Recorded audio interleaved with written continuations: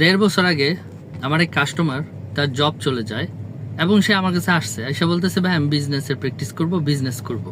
বুদ্ধি পরামর্শ দিলাম, প্রায় 1.5-2 ঘন্টা তাকে ইন্সপায়ার করলাম।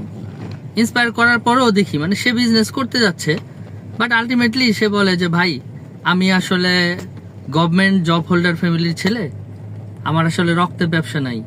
আমার বাবা মা, মামা মামি, চাচা চাচি, ভাই বউ, বোন জামাই সবাই সরকারি চাকরি করে।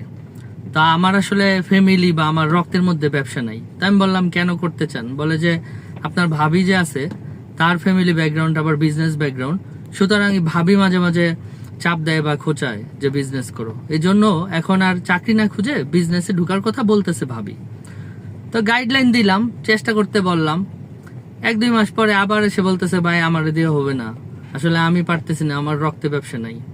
আবার তারা উৎসাহ দিলাম, ইন্সপায়ার করলাম, আবার চেষ্টা করতে বললাম, সে আবার চেষ্টা করলো।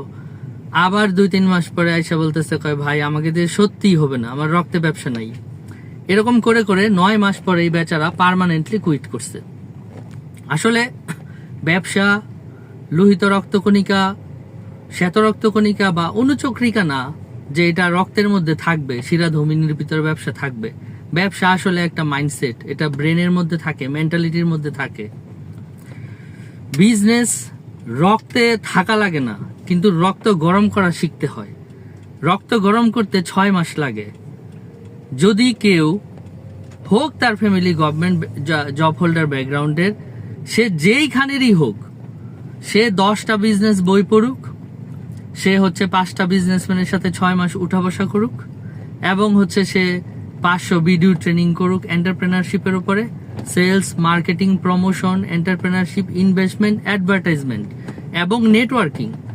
6 মাস এর উপর ট্রেনিং করলে, বই পড়লে রক্ত এমনি গরম হয়ে যায়, ভীষণ ক্লিয়ার হয়ে যাবে, আন্ডারস্ট্যান্ডিং বাড়বে, কনফিডেন্স আসবে এবং এন্টারপ্রেনার মাইন্ডসেট ডেভেলপ হবে, বিজনেস অটোমেটিক জেনারেট হবে। রক্তের মধ্যে ব্যবসা থাকা লাগে না।